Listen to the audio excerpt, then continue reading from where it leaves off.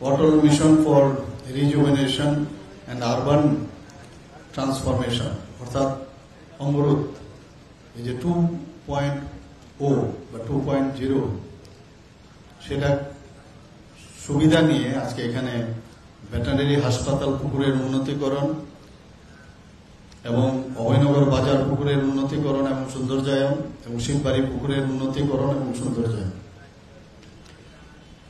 আমি আজকে কথা বলছিলাম শৈলেশজির সাথে যে এই যে প্রকল্প সেই প্রকল্পের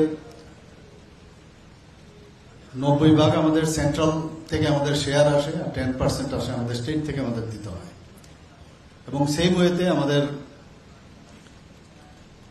যে এখানে স্মার্ট সিটির যে প্রকল্প সেখানেও কিন্তু প্রায় 90% আমাদের সেন্ট্রাল থেকে আসে আর 10% স্টেট শেয়ার।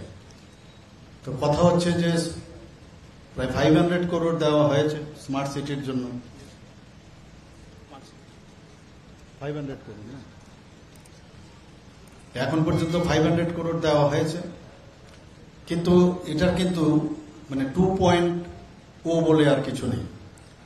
তা আমি ওনাকে বললাম যে আমাকে দিন যাতে আরো, কারণ স্মার্ট সিটির মাধ্যমে কিন্তু আমরা অনেক কিছু ডেভেলপ করেছি বিভিন্ন জায়গায়। তো এটা যদি আমরা দিল্লিতে আমাদের যারা নেতৃত্বরা আছেন ওনাদের সাথে আমি কথা বলবো এবং নিশ্চয়ই সেখানেও আমরা এই অমরুত 2.0 যেরকম আছে, তো why not the smart city 2.0 সেটাও আমরা করতে পারি। তাহলে আমাদের আগামী দিনে আরো যেসব ডেভেলপমেন্টের ওয়ার্ক সেটা করা যাবে। আমার এখানে গত পরশুদিন প্রায় 21 বছর পরে, ওরা হাজব্যান্ড এন্ড ওয়াইফ দুজনেই ডাক্তার, 21 বছর পরে আমার আগরতলাতে এসছে, এখান থেকে মাতাবাড়িতে গেছে। তো মেসেজ করেছে, প্রথমে ফোন করেছে, আমি বুঝতে পারিনি কারণ অনেক ফোন আসে বোঝাও যায় না। মেসেজটা দেখতে গিয়ে দেখলাম যে পরিচয়টা আমি বুঝে গেলি।